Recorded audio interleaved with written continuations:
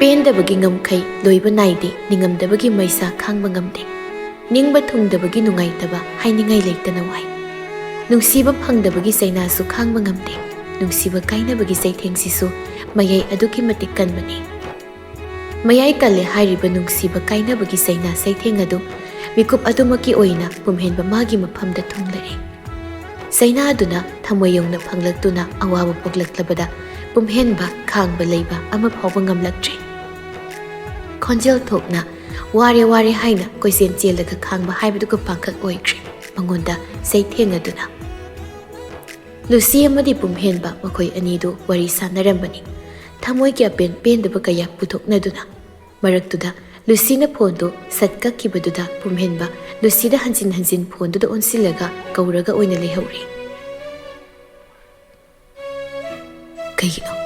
ꯀꯩꯒꯤꯅꯣ ꯑꯩꯅ ꯋꯥ ꯑꯃꯇ ꯃꯥꯅ ꯇꯥꯗ꯭ꯔꯤꯕꯁꯤ ꯀꯩꯒꯤꯅꯣ ꯂꯨꯁꯤ ꯑꯩ ꯅꯪꯒ ꯂꯥꯞꯅꯕ ꯉꯝꯂꯣꯏ ꯑꯩ ꯉꯝꯂꯣꯏ ꯗꯥꯍꯦ ꯅꯪꯕꯨ ꯌꯥꯝ ꯅꯨꯡꯁꯤꯔꯨꯔꯦ ꯀꯩꯁꯨ ꯂꯩꯇꯕ ꯊꯧꯗꯣꯛ ꯏꯟꯁꯤꯗꯦꯟ ꯃꯆꯥ ꯑꯗꯨꯅ ꯃꯔꯝ ꯑꯣꯏꯔꯒ ꯑꯩꯈꯣꯏꯅꯤꯒꯤ ꯑꯁꯨꯛ ꯁꯥꯡꯂꯕ ꯅꯨꯡꯁꯤꯕꯒꯤ ꯃꯔꯤ ꯂꯤꯄꯨꯟ ꯑꯁꯤꯗꯤ ꯊꯥꯗꯠꯄ ꯌꯥꯔꯣꯏ ꯂꯣꯏꯍꯟꯈꯤꯕ ꯌꯥꯔꯣꯏ ꯂꯨꯁꯤ ꯄꯨꯝꯍꯦꯟꯕꯗꯣ ꯋꯥꯗꯣ ꯍꯥꯏꯔꯒ ꯑꯃꯨꯛ ꯐꯣꯟꯗꯨꯗ ꯂꯨꯁꯤꯒꯤ ꯅꯝꯕꯔ ꯑꯗꯨꯗ ꯀꯣꯜ ꯍꯟꯖꯤꯟ ꯍꯟꯖꯤꯟ ꯇꯧꯁꯤꯜꯂꯛꯂꯤ ꯑꯗꯨꯕꯨ ꯂꯨꯁꯤ ꯐꯣꯟꯗꯣ ꯄꯥꯏꯔꯛꯄ ꯀꯧꯕꯗꯤ ꯂꯩꯈꯤꯗ꯭ꯔꯦ ꯑꯩꯕꯨ ꯑꯁꯨꯛ ꯅꯪꯅ ꯋꯥꯔꯧꯈꯤꯕꯁꯦ ꯃꯁꯤꯒꯤ ꯃꯔꯝ ꯄꯨꯝꯕꯁꯦ ꯑꯇꯩꯅ ꯅꯠꯇꯦ ꯇꯧꯉꯝꯕꯤ ꯃꯗꯨꯒꯤ ꯇꯧꯉꯝꯕꯤ ꯃꯤꯊꯤꯟꯒꯥꯏ ꯑꯗꯨꯅꯅꯤ ꯃꯥꯅ ꯈꯨꯗꯤꯡꯃꯛ ꯂꯣꯏꯅ ꯊꯣꯛꯍꯟꯕꯅꯤ ꯃꯥꯒꯤ ꯀꯨꯝꯍꯩ ꯉꯥꯛꯇꯅꯤ ꯃꯥꯅ ꯁꯥꯟꯅꯔꯤꯕꯁꯤꯡꯁꯤ ꯄꯨꯝꯍꯦꯟꯕ ꯇꯦꯛꯁ ꯑꯃꯨꯛ ꯇꯥꯏꯞ ꯇꯧꯗꯨꯅ ꯊꯥꯖꯤꯜꯂꯤ ꯂꯨꯁꯤ ꯅꯪ ꯗꯥꯍꯦꯟꯒꯤ ꯊꯃꯣꯏꯗ ꯐꯥꯎꯔꯤꯕ ꯑꯄꯥꯝꯕ ꯅꯨꯡꯁꯤꯕꯁꯦ ꯈꯤꯇ ꯑꯣꯏꯔꯁꯨ ꯈꯪꯕꯤꯌꯨꯕ ꯂꯨꯁꯤ ꯀꯣꯜ ꯄꯥꯏꯔꯣ ꯂꯨꯁꯤ ꯀꯣꯜ ꯄꯥꯏꯔꯣ ꯋꯥꯔꯤ ꯁꯥꯁꯤ ꯂꯨꯁꯤ ꯁꯦ ꯄ꯭ꯂꯤꯖ ꯀꯣꯜꯁꯤ ꯄꯥꯏꯔꯛꯑꯣ ꯅꯪꯅ ꯑꯗꯨꯃꯥꯏꯅ ꯇꯧꯔꯗꯤ ꯑꯩ ꯀꯃꯥꯏ ꯂꯩꯌꯨ ꯍꯥꯏꯕꯅꯣ ꯁꯦ ꯗꯥꯍꯦꯟ ꯍꯥꯏꯔꯤꯕꯁꯤꯡꯁꯦ ꯅꯪ ꯑꯃꯨꯛꯇ ꯃꯨꯟꯅ ꯊꯥꯎ ꯑꯩꯕꯨ ꯑꯣꯠꯂꯅꯨꯕ ꯁꯦ ꯀꯣꯜꯁꯤ ꯄꯥꯏꯔꯣ ꯂꯨꯁꯤ ꯃꯅꯝ ꯍꯦꯛꯇꯅꯤ ꯄꯨꯝꯍꯦꯟꯕꯅ ꯂꯨꯁꯤꯒꯤ ꯅꯝꯕꯔꯗꯨꯗ ꯃꯦꯁꯦꯖ ꯊꯥꯖꯤꯟꯕꯗꯣ ꯑꯗꯨꯕꯨ ꯔꯤꯄ꯭ꯂꯥꯏꯗꯤ ꯑꯃ ꯐꯥꯎꯕ ꯂꯥꯛꯈꯤꯗ꯭ꯔꯦ ꯄꯨꯝꯍꯦꯟꯕ ꯇꯞꯅ ꯃꯆꯤꯟꯗ ꯑꯣ ꯑꯁꯨꯛ ꯅꯪꯅ ꯑꯩꯁꯨ ꯋꯥꯔꯧꯈꯤꯕꯀꯣ ꯐꯣꯟꯗꯨꯗ ꯑꯣꯟꯁꯤꯟꯗꯨꯅ ꯄꯨꯝꯍꯦꯟꯕꯅ ꯇꯦꯛꯁ ꯇꯥꯏꯞ ꯇꯧꯗꯨꯅ ꯊꯥꯔꯛꯏ ꯂꯨꯁꯤ ꯅꯪꯅ ꯇꯦꯛꯁꯁꯦ ꯍꯜꯂꯛꯑꯣꯏꯗꯕ ꯑꯣꯏꯔꯕꯗꯤ ꯐꯔꯦ ꯑꯩ ꯅꯪꯒꯤ ꯑꯁꯥꯎꯕ ꯅꯨꯡꯉꯥꯏꯇꯕ ꯄꯦꯟꯗꯕꯁꯤꯡ ꯑꯗꯨꯕꯨ ꯀꯣꯛꯅꯕ ꯑꯩ ꯅꯪꯒꯤ ꯅꯅꯥꯛꯇ ꯂꯥꯛꯀꯦ ꯍꯧꯖꯤꯛꯃꯛ ꯑꯩ ꯅꯪꯒꯤ ꯅꯅꯥꯛꯇ ꯂꯥꯛꯀꯦ ꯑꯁꯨꯝ ꯅꯪꯅ ꯑꯩꯕꯨ ꯋꯥꯔꯧꯅ ꯇꯨꯃꯤ ꯂꯩꯈꯤꯕꯗꯤ ꯌꯥꯔꯣꯏ ꯑꯗꯨꯒ ꯑꯩꯈꯣꯏꯅꯤꯒꯤ ꯄꯟꯊꯨꯡꯁꯨ ꯌꯧꯗꯕ ꯌꯥꯔꯣꯏ ꯃꯔꯝꯗꯤ ꯑꯩ ꯅꯪꯕꯨ ꯅꯨꯡꯁꯤ ꯁꯥꯊꯤꯅ ꯅꯨꯡꯁꯤꯌꯦ ꯂꯨꯁꯤ ꯏꯔꯤꯕ ꯃꯦꯁꯦꯖꯇꯨ ꯁꯦꯟ ꯇꯧꯈ꯭ꯔꯕꯁꯨ ꯔꯤꯄ꯭ꯂꯥꯏꯗꯤ ꯂꯥꯛꯈꯤꯗ꯭ꯔꯦ ꯃꯗꯨ ꯎꯕꯗ ꯄꯨꯝꯍꯦꯟꯕ ꯇꯧꯐꯝ ꯈꯪꯗ ꯂꯩ ꯍꯥꯏꯐꯝ ꯇꯧꯐꯝ ꯈꯪꯃꯜꯂꯛꯇ꯭ꯔꯕꯗꯨꯗꯗꯤ ꯑꯃꯨꯛ ꯃꯈꯨꯠ ꯈꯨꯠꯇꯨꯝ ꯇꯥꯔꯒ ꯁꯣꯐꯥꯗꯨꯗ ꯊꯥꯖꯤꯟꯗꯨꯅ ꯈꯥꯡꯉꯤ ꯉꯥꯏꯍꯥꯛꯇꯤ ꯑꯗꯨꯝꯅ ꯐꯥꯒꯤꯗꯒꯤ ꯂꯨꯁꯤꯒꯤ ꯃꯦꯁꯦꯖꯀꯤ ꯔꯤꯄ꯭ꯂꯥꯏ ꯂꯥꯛꯈꯤꯗ꯭ꯔꯦ ꯃꯗꯨꯗ ꯄꯨꯝꯍꯦꯟꯕꯅ ꯐꯔꯦ ꯑꯩ ꯆꯠꯇꯨꯅ ꯅꯪꯕꯨ ꯊꯦꯝꯂꯒꯦ ꯊꯦꯝꯕꯗ ꯅꯠꯇ ꯅꯪꯕꯨ ꯑꯩꯒꯤ ꯅꯥꯛꯇ ꯄꯨꯔꯛꯀꯦ ꯁꯣꯏꯗꯅ ꯄꯨꯔꯛꯀꯅꯤ ꯅꯪꯕꯨ ꯑꯩꯒꯤ ꯑꯣꯏꯗꯕ ꯌꯥꯗꯦ ꯂꯨꯁꯤ ꯗꯥꯍꯦ ꯂꯥꯛꯄ ꯉꯥꯏꯔꯝꯃꯨ ꯗꯥꯍꯦ ꯂꯥꯛꯂꯒꯦ ꯅꯪꯒꯤ ꯅꯥꯛꯇ ꯄꯨꯝꯍꯦꯟꯕ ꯂꯨꯁꯤꯕꯨ ꯅꯨꯡꯁꯤꯕꯅ ꯉꯥꯎꯔꯛꯀꯗꯧꯔꯦ ꯂꯨꯁꯤꯒ ꯂꯥꯞꯅꯔꯗ꯭ꯔꯥ ꯀꯥꯏꯅꯔꯗ꯭ꯔꯥ ꯈꯟꯕꯗ ꯑꯀꯤꯕꯁꯨ ꯄꯣꯛꯂꯤ ꯃꯔꯝꯗꯨꯅ ꯃꯍꯥꯛ ꯃꯤꯀꯨꯞꯇꯨꯗꯁꯨ ꯂꯨꯁꯤ ꯍꯣꯏꯒꯤ ꯃꯌꯨꯝꯗꯨꯗ ꯆꯠꯁꯤꯟꯗꯨꯅ ꯂꯨꯁꯤꯕꯨ ꯊꯦꯝꯂꯒꯦ ꯑꯃꯗꯤ ꯃꯥꯒꯤ ꯋꯥꯍꯩꯗ ꯊꯥꯖꯍꯟꯗꯨꯅ ꯂꯨꯁꯤꯕꯨ ꯄꯨꯔꯒ ꯃꯐꯝ ꯀꯔꯥꯏꯗꯅꯣ ꯈꯪꯅ ꯆꯠꯈ꯭ꯔꯒꯦ ꯂꯣꯠꯇꯨꯅ ꯃꯈꯣꯏ ꯑꯅꯤꯗꯒꯤ ꯑꯣꯏꯕ ꯁꯪꯁꯥꯔ ꯑꯃꯗ ꯇꯤꯟꯈ꯭ꯔꯒꯦ ꯍꯥꯏꯅ ꯈꯜꯂꯛꯂꯕꯅꯤ ꯃꯐꯝ ꯃꯔꯥꯡ ꯈꯪꯗ ꯃꯈꯨꯠꯅ ꯂꯪꯊꯣꯛꯈꯤꯕ ꯐꯣꯟ ꯑꯗꯨ ꯑꯃꯨꯛ ꯀꯣꯏꯊꯤ ꯊꯤꯔꯒ ꯂꯧꯈꯠꯇꯨꯅ ꯄꯥꯏꯔꯒ ꯃꯁꯥꯗꯣ ꯏꯐꯤꯡ ꯐꯤꯡꯅ ꯊꯣꯔꯛꯂꯤ ꯄꯨꯝꯍꯦꯟꯕꯅ ꯃꯈꯣꯏꯒꯤ ꯁꯨꯃꯥꯡ ꯃꯁꯤ ꯀꯨꯝꯊꯔꯛꯄꯗꯨꯗ ꯏꯟꯗꯨꯒ ꯊꯦꯡꯅꯩ ꯏꯟꯗꯨ ꯃꯁꯥꯒꯤ ꯐꯤꯕꯝ ꯑꯃꯗꯤ ꯃꯁꯛ ꯃꯑꯣꯡꯗ ꯎꯕꯗ ꯄꯨꯝꯍꯦꯟꯕ ꯀꯗꯥꯏꯗꯅꯣ ꯍꯧꯖꯤꯛꯄꯣ ꯄꯨꯝꯍꯦꯟꯕꯅ ꯊꯕꯛ ꯑꯝꯇ ꯆꯠꯂꯨꯒꯦ ꯏꯟꯗꯨ ꯃꯃꯤꯠ ꯑꯅꯤꯗꯨꯅ ꯃꯆꯥꯒꯤ ꯃꯇꯧꯗꯨ ꯌꯥꯝ ꯃꯨꯟꯅ ꯌꯦꯡꯁꯤꯜꯂꯛꯏ ꯑꯗꯨꯒ ꯀꯩꯅꯣ ꯏꯃꯥꯅ ꯎꯕꯗ ꯅꯁꯥꯗꯣ ꯀꯔꯤꯅꯣꯃ ꯏꯇꯧ ꯇꯧꯕꯒꯨꯝ ꯑꯣꯏꯅ ꯎꯏ ꯅꯠꯇꯦ ꯅꯪ ꯀꯔꯤ ꯇꯧꯔꯦ ꯀꯔꯤ ꯇꯧꯕ ꯌꯥꯎꯔꯕꯒꯦ ꯏꯃꯥꯒꯤ ꯄꯨꯝꯍꯦꯟꯕꯁꯨ ꯑꯗꯨꯝ ꯈꯨꯝꯂꯛꯏ ꯏꯃꯥ ꯑꯩ ꯀꯩꯁꯨ ꯇꯧꯗꯦ ꯆꯠꯀꯗꯧꯔꯤꯕ ꯃꯐꯝꯁꯤꯅ ꯀꯔꯥꯏꯗꯅꯣ ꯅꯪꯅ ꯄꯨꯝꯍꯦꯟꯕ sum kothaba talladuna. Pari hoidani maga puna sarkadaba thabakni. Indu pari palakpaduda wakaladu khara netase aduna hairi. Oh, phare adudi. Inthi nisat gari ka to phajana thauku pumhenba. Koima. Saluru. Matam sana theng jingai mam jingai da hanjilau ko. Oi. Pumhenbadu ahenbu wa makha taramdana mana thaugadauba gari do garage tagi thaudoklaga adumuk satkre. Indu tapna sonjahawi. Karino ne taurisiwa. Isasi nong nini sida hanag sukmanik manadaba sibu karino ne. Mahonga may tawi matawsi aine amukta ibungo parida phone tawhokige. Karaydo mana satlibasi haina khangdoki. Indu taha kada muk sanglakle. Aduga phone lokthokduna parida call tawi. Pariya takoina tawbu nangna kaubranya. Ha kaudiya. Aduga karino manadi nangna kawi thabak amagi satminnanaba haidana aingona hairamaga satkriba. Adunini masu gyan tahauji phajana hanghauji. Hoi pariya nang asino hangdu o khangdura o ko da karaida kanagi da satliba noido. Thami ima thami ko pariya. Indu soramatang sanglap hondokse aduga. Hondokpani da ko tawrisya handaki matang ase tawriba singse. Masagi mataw amadi mahong nungai chabani indusu. Naitong pogsaba masanupasina no manini sida wakal wana nung sup nung sana na layba sida apukpi indu nasu hena wakal soksilabani. Garigis bito yanglap ni tauriba pumhenba na. Matang dudu kola malaksili pumhenba hanagingda paikala ikoldo. Hello, kanano? Ay tabak sili kona taurake. Wado haiba loy jingay parigi konchol na ponduda. Kari tabak nung nangasili si pumhenba. Pumhenba pari ni khanglakpada. Pari, ikok yam sari. Aduna nang aigi mateng amtang tawbiyo, pangbiyo. Kari mateng na tawdoise. Adu ngay ko, nang nagsisali sinab. Kadaydano, kanagidano. Tabak ama. Ay, tabak tubuni, ay nahanglibasi. Kari tabak no hay nahangbani. Ay nakhangngbagi. Pari, hayo taw pumhenba. Nang nasali si kaydano, kanagidano. Sising na hiro. Pumhenba na tap na handak mukti. Ayaw si Lucy lawuni salisi. Mahabu puto na ay kadayda na musakshake, lotkrake kali. Pari na san. Pumhenba, kayo nang nahido mo. Waido wasukranga. Nang nahido, yaroy, oiroy. Nang Lucy na dum na tawbada, yaraglabro. Sinata na. Ay ga Lucy gay kuya nigi pantong laytre. Ay magalap na batam na ba kay na budi ngamloy. Maramdo na mamasani yadrabaso hausik ay mayimdi sanglaga mabu kudang paiduna singlaga purakduna ay mapuraga kadayda no musatlagi khali lepli wakal sina. Pumhenba nangi wakal do yade yaroy madu oy thokloi. Madu khak oy thokloi. Migi mayumaktudagi nupibu karamna pharaga jinglaga purukduino. Pumhenba kok yaudabagi wakal do dawgano. Laikai paliba imungi miyoi layriba singtuna nangona karimta tawrakloi haina khanbro. Ha, nang karimta khantadabro. Pari. Pumhenba, nang na tawriba tawgi khaliba thabak lep firebado lali yam sathina lali adu dawno madu dawgano pumhenba adugi sumathagda nang nasa pakhang na traba natra. Pumhenba na pari madugi wapamdo aingonda anirak shun hairagano palakano. Pumhenba aigi punsida mayo sana kanano khangni ai isa pakhangni mana magi aningba kharagidamag numituda senbo oina sakhibani. Ai khangde aina magi haksangda sokluba thengluba somta leite. Pumhenbagi waphamdu taramatung pari soirei. Adu fana oirabasu Pumhenba nang amadi mayol sana sele. Nakoini soida luhonglagani haina miyam khangna leina krabasidi. Masi khangna leina nangna nupi atopa mabu yumda pusinab. Nupi mabu mayumaktadagi kudang paiduna singnab hotnariba. Sikaygino Pumhenba. Kuding nungsibagini. Aina sengna nungsirubadugini. Aina ngasi tawriba mayamse. Mana natana aigi thamoi manungsida hapta manusiba leite. Pumhenba.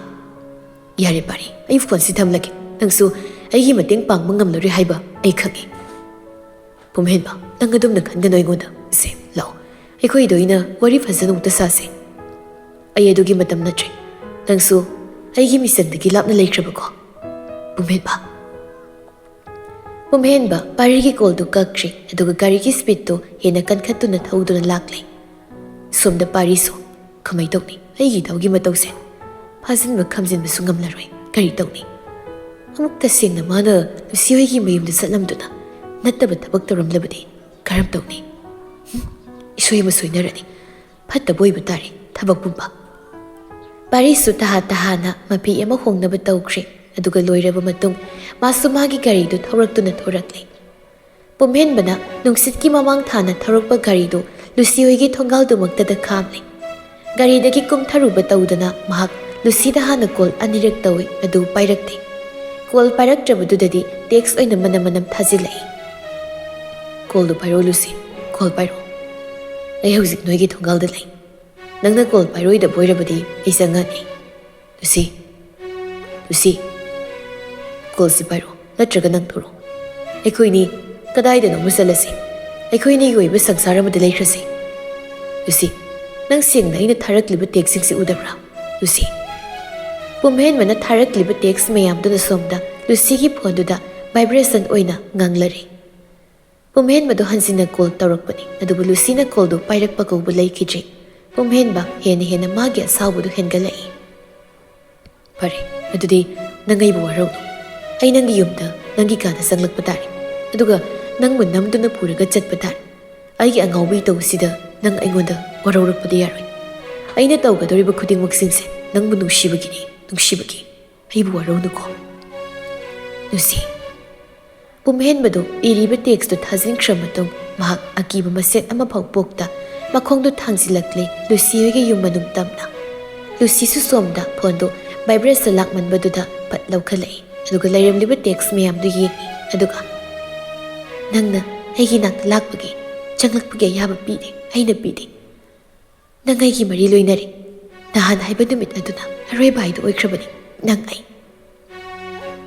दाहेन ओथि तौरकनो युमगी मी लोइना लै मयाम मांगदा इकाइबा सोपा नंगना बसिलकनो लाकनो चंगलकनो hello याम थुना हलो दाहेन नंग हलो वाई खरदो इदुना text थाजिंख्रा मतुंग लुसी ममाई पुम्बा नोन्थादुना खुरुदा लोटखिदुना लैख्रि कपलगा पुमहेन ममासु मसादा अकीबा मसेट अमा फाउ पोक्ता अदुमक लुसी होइगी युम मनुंगदा संखिबदो यौरक्ले कौंगांगबा तौदा महक लुसीगी कातमना लाक्ले ममांग अदुंगै मतम अमदसु लाख्रबा हाइदो ओइबना अदुमक इखंग खंगी जगा सिंगनो पुमहेनबा लुसीगी कागी थोंजिनदुदा लेपतुना दुमिन ngehak lei aduga madugi matung tapna sonjai nangsu waromgani sauninglamgani haiba khangi ai khangi lucy nangi waromba nungaitaba pendaba khudingmakto ai thiamge khanbagi ai lakle dahe lakle lucy pumhenba lucy gi manakta tapna laklaga lepi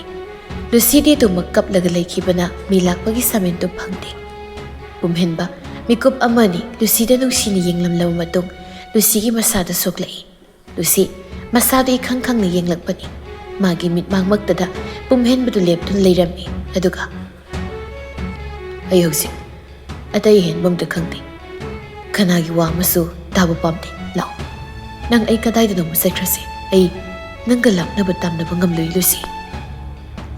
Lucy सुपु खगोलई अदुगा खैनो नंगना तोइसे दाहेन चल नंग तोइसे कइनो नंगना खलिसे कइनो अइना खलिसे अइखोइनिगी पंथुंगदु खकी वानी दाहेन लाओ चलसी लाओ Lucy लाओ वाहिदुगा लोइनना पुमहेनबा करिसु खंथरुबा तौदा लुसीगी मखुद खुदांगदु पाइरक्ले अदुगा तपली सिकलक्ले लुसीदु पुमहेनबना पाइरक्ले मागी खुदांगदु कंथलगा दाहेन नंगी अंगाउबना तौदो अइगोंदा आइदि उलकन चक्रो थुना चक्रो अइगी नाक्तगी लापना लैख्रो लुसी नंग दाहेन हाइबसि याव अखोइनी कदाइदनो मसतुना हिंमिनौरसे अइ नंग याउदना लैबा ngamloi नंग काइनबा लापनबा अइ अमा फावबा ngamloi लाओ चलसी लाओ लुसी साउनिंगबा खोनफमदा अइगोंदा मदुगी वादो अनिरक सुना हंदुना पलकन लोइख्रे मदुगी मतम लोइख्रे Yaroi, loiba yaroi. Maram lay talu hen badi sukya yaroi. Tahen. Lucy, lao. Nangai satkrasi. Nang bu pudu na satlagi hay basi. Chap yung na wakal sida khalaga laklabani. Ay laklabani. Lucy do kumlagti. Kong pamdo maning khasik hantadu na oina leplaga laikre. Pumhen bado hanjin na sangsilagtu na Lucy ki khudang do da pairakli. Aduga. Lao Lucy, lao. Jalasi. Nang bu pudu na satlagi. Lao. Pumhen ba Lucy ki khudang paido na muk singlagli. Lucy na.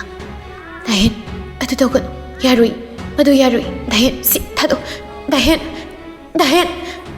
Pumhen ba Lucy ki wado tada adu muk singli khudang do pairaka. Room adu dagi thorakli khazi. Adubo thangnaba mikup adu magdadani. Pumhen ba bulaktana nagalom dagi kauthorakpado. Pumhen ba sangna situ na tai. Tana tani yinglay. Lucy ki mabung masama uyam na phaba. Lucky do oiraga leirami. Lucky na. Kaino nang nagkalise. Aikoy ama layna hekta isal sida usitaba laksaba yabra. Ha? Nathuay masama yauribado lagthokpiyo haibra. Isal sibu tusoli haina nang khudong saba logi khalibra. Tusido mama ki manakta sangsin kaplaga oina laikre. Pumhen ba Lucky ubada. Ibai. Ibai na khalim misakto onari. Aina Lucy da adugumba phatta wakhaldi khankiba mata leite. Singna leite. Lucky khonjel wangna. Kari leitaba. Kaino nang nungsi tawribado. Ibai ai Lucy bu yam nungsi. Aduna maga lapnabadi ai ngamloi. Maramdugi ai mabu puduna mafam amada satlagi haina khanbagi ai lakbani. Aina thabaktu tawbani. Lucky na. Kari nahan da nupi senba songba tawruba nangna aigi isal sibo muk lonabi oingadawai tawriba. Nangi sisengna isal sibo usitaba mama leite khanbagira. Ha? Pumhen bado Lucky ki manakta naglap sangsilakli aduga makut anido lonarap tawna. Ibai, ay sengna Lucy ka kainabadi ngamnoy, sukngam ngamnoy. Ay bu nupi sili haina pangtukli bado, oidabani, namtakni, kutingmak oidabani. Pumhen ba ay angang nate, nangi oidabado sois da nganglakano. Ibai, Lucy way ngona sinabiyo, magay gadi lapnahan bigano. Ay mabunungsi. Ay kuya nigi marise. Tadat bigano ibai. Tadat bigano. Lucky do, pumhen bagi mataw dubu uraga, heni na asawba sawning mapokpa haibado oikre, aduga hairi. Oh, nang sing usite. Ay kuya gimungsi, isat panda, ahalaman laytaba, manghol laytabo inure. Hadudi, usitaba nang. Hairaga pumhen babu, Lucy na hanzina kaurakli, kaubada natta, chingkatuna, mamaytuda kina hanzin tilakli. Aduda natta, Lucky na pumhen babu, mathong khangda purakli. Aikoy si kari oinoi. Aigi isal si iyayabira. Ha, usitaba. Aikoy usitaba. Nang. Wahay kaya mahay na pubudi leplagtre. Matawdo na Lucy su yeng bangamda. Mamaybe mamamta doon sindo nagkaplaga. Ima, kamo. Nasaw siya mo kamo. Dahil si Siba tari, ima. Kamo. Nasaw siya mo kamo. Mamta su pakalap daw na. Ima ki Lucia. Ima, siya mo kamo. Iko'y tasaw na dahil purise. Amok na lepalo. Kamo, ima. Siba tari. Sohida na Siba tari, ima. Amok na kamo. Kaplaga Lucy na mamadahay mamda maso masada tanda maungda konjel haurapna. Asaw ba, iyay, lepo, migi masa si Siba tari soida na, Siba tari si. Lepo, nang natawribudo pati ni asaw ba, si lepo hay ba ni nang bo, asaw ba? Mamaybi mamamda na kamlaba pauba tadri adumag puri. Tawbata mo pumihin ba, kutso halagti. Lagi na mangonda purakbaduda. Imagi asaw ba, nang bo, ima na hayri ngangli mayam siya, amuk na tao kay dobage. Adum na tawringay matang dudani getlom dagi parisu, garido pat kamlaga sensilagbado, tawriba matawdo ubada. Garido tawriba daw sila, sinabatari. Wahay do hayraga parina sangsinto na kamlakli, lagido mamaga masanga na paraga. Nang ngamana ay ko'y gimungda usitabadi yari kako, simudi kako, napunsido, tadat-katabadi kang labra. Parina, yamba, nanawsing na suikibi arabaso, ngakbiyo yamba. Adubo, pumhen mamadi, adu magtaplap hayri.